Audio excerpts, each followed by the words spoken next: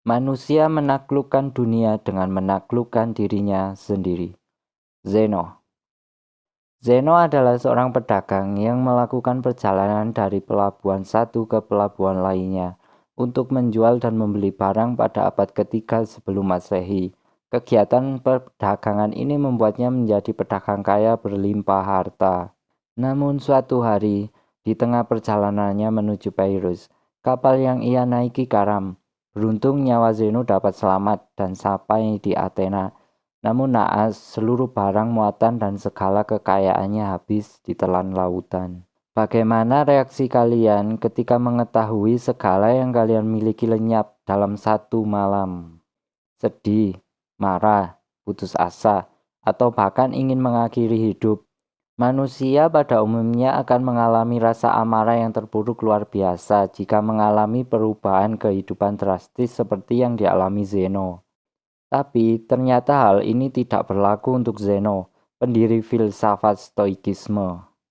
A bad feeling is a communication of the mind repression to reason and against nature. Zeno. Perasaan buruk adalah kekacauan pikiran akibat menolak akal dan melawan alam. Dalam perjalanan bertahan hidup dengan kemiskinan, Zeno sering mengunjungi seorang penjual buku di Athena. Di masa inilah ia menemukan Merope Heropon, sebuah buku yang mengenalkan Zeno dengan Socrates dan filosofinya. Pemikiran filsafat Socrates mengenai hakikat dari kehidupan manusia. Dengan pendekatan rasionalisme dan kajiannya tentang kebahagiaan dan kebajikan, telah membuat Zeno terkagum. Rasa kagumnya yang begitu besar pada Socrates membuatnya mencari tahu. Dia menanyakan kepada sang penjual buku, kemanakah ia bisa mencari seseorang yang memiliki pemikiran serupa. Zeno ingin mempelajari dalam pemikiran dan filosofi yang dianut oleh Socrates. Penjual buku tersebut memberitahu Zeno tentang seseorang bernama Crates dari Thebes, seorang filsuf sinisme. Zeno pun mencari Crates, menjadi murid Crates, dan semakin mendalami ilmu filsafat. Zeno kemudian mulai mengajar filsafat di sebuah bangunan dengan tiang besar dan memiliki teras di tengah Athena, Yunani. Bangunan ini disebut dengan Stoa Poikel yang artinya teras berwarna. Dari sinilah istilah Stoa digunakan yang kemudian disebut Stoicism atau Stoik Philosophy. Itulah mengapa di Indonesia sendiri, Stoikisme juga dikenal dengan istilah filosofi teras. So, apa aja ajaran Stoik? Stoikisme mempelajari tentang perkembangan logika baik retorika dan dialektika, fisika, etika, teologi, serta politik. Namun lebih banyak berfokus pada etika. Salah satu pandangan yang mencolok tentang etika stoikisme adalah bagaimana manusia memilih sikap hidup dengan menekankan atepia atau kontrol diri penuh. Hidup pasrah menerima keadaan di dunia. Sikap tersebut dianggap sebagai cerminan dari kemampuan logika manusia, bahkan menjadi kemampuan tertinggi dari semua hal.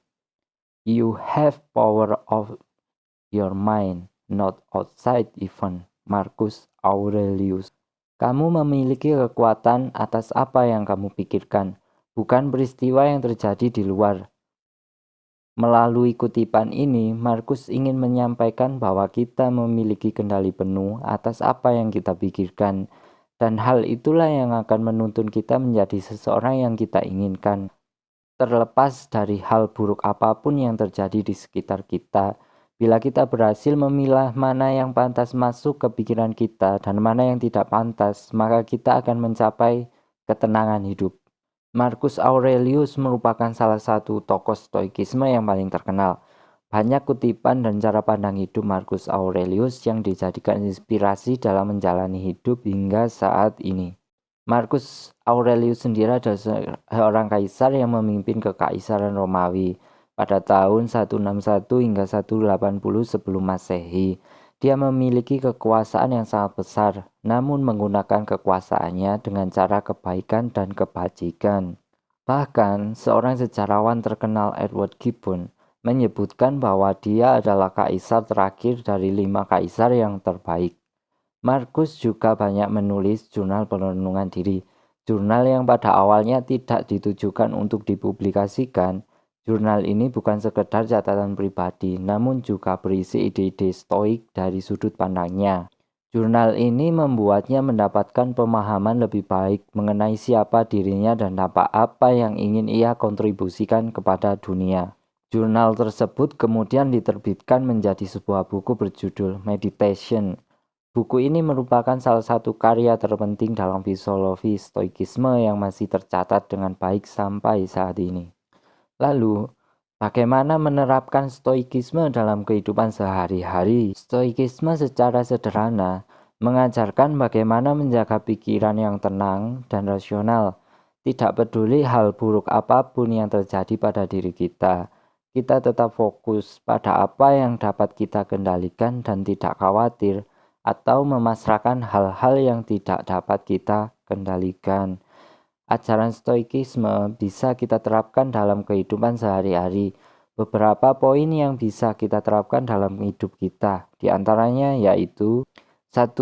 Fokus pada hal yang bisa kita kendalikan. The more we fail things outside our control, the less control we have. Semakin kita menghargai hal-hal yang ada di luar kendali kita, maka semakin sedikit kendali yang kita miliki. Epictetus. Dalam kalimat ini, kita dapat mengambil pelajaran bahwa kita harus fokus pada hal yang bisa kita lakukan dan kita kendalikan. Tidak ada gunanya menghabiskan waktu untuk mengurusi hal-hal yang tidak bisa kita ubah. Contohnya, kenyataan bahwa seseorang lahir dari keluarga yang kekurangan tentu akan menghabiskan waktu bila dia terus meratapi nasib bahwa dia hanyalah orang miskin dan tak mudah melakukan banyak hal karena keterbatasan biaya. Daripada berfokus pada kekurangan, lebih baik berfokus pada hal-hal yang bisa kita lakukan dengan kekuatan yang dimiliki. Misalnya menjadikan kemiskinan sebagai alasan untuk rajin belajar dan menjadi yang terbaik di sekolah. Dan kemudian menjadi alasan untuk bekerja keras dan terus meningkatkan skill dalam pekerjaan. Epictetus sendiri adalah seorang budak. Selama hidupnya Epictetus sering diperlakukan dengan kasar. Saking seringnya ia dipukuli, ia sampai harus mengalami lumpuh dan pincang. Namun segala penderitaan tersebut tidak membuat ia terpuruk. Pengalaman buruk itu yang justru ia jadikan sebagai pelajaran untuk mengembangkan diri dan mengajarkan filosofi stoikisme. Dan membuatnya menjadi salah satu filsuf Yunani yang paling berpengaruh.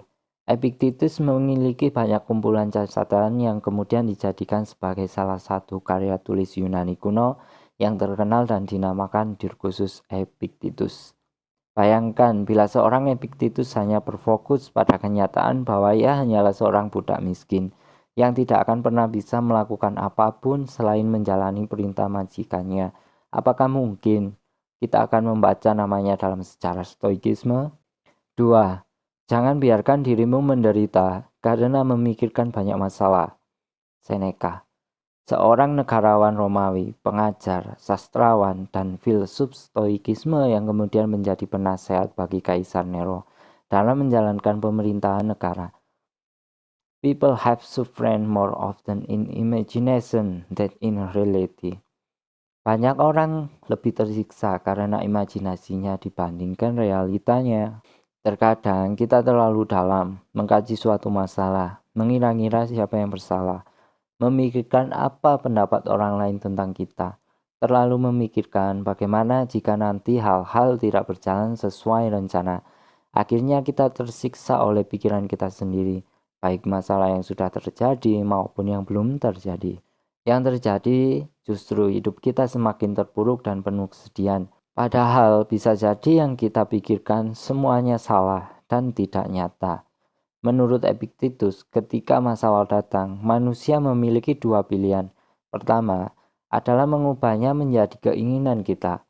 Atau kedua, menerimanya dengan lapang dada, bahwa begitulah kenyataan yang terjadi.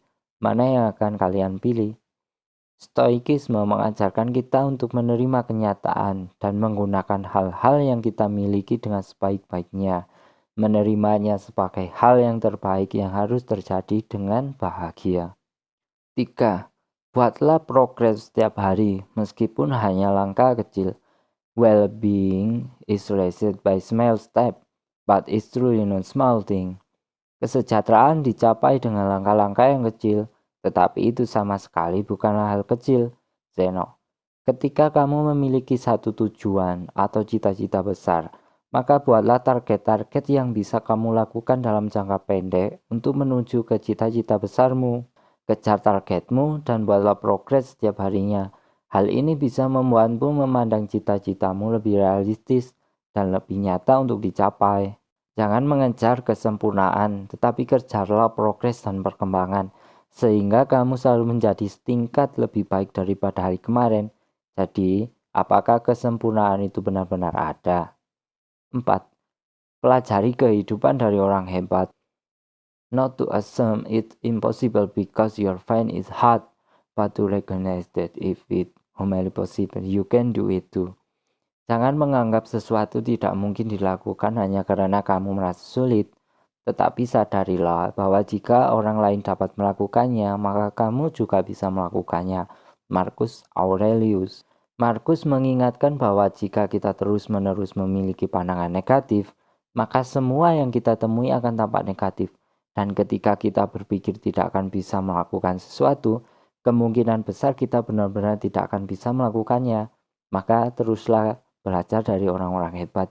Bila mereka bisa melakukannya, maka kita juga bisa melakukannya. Kesulitanlah yang akan membentuk kita menjadi pribadi yang lebih baik dan lebih kuat. 5. Utamakan keberanian, kesederhanaan, keadilan, kebijaksanaan. Penganut stoikisme mempercayai 4 hal ini. Keberanian. Kamu telah melewati hidup tanpa lawan. Tidak ada yang pernah tahu apakah kamu mampu, bahkan kamu sendiri tidak tahu. Seneca. Dunia kadang ingin tahu di mana tempat yang tepat untukmu. Itulah sebabnya ia kadang-kadang akan mengirimkan situasi sulit padamu. Pikirkan bahwa ini bukan sebagai ketidaknyamanan atau bahkan tragedi, tapi tanamkan dalam diri bahwa ini menjadi sebuah peluang, sebagai pertanyaan untuk jawaban di mana kamu akan berdiri nanti. Kesederhanaan. Ask yourself every moment it is necessary.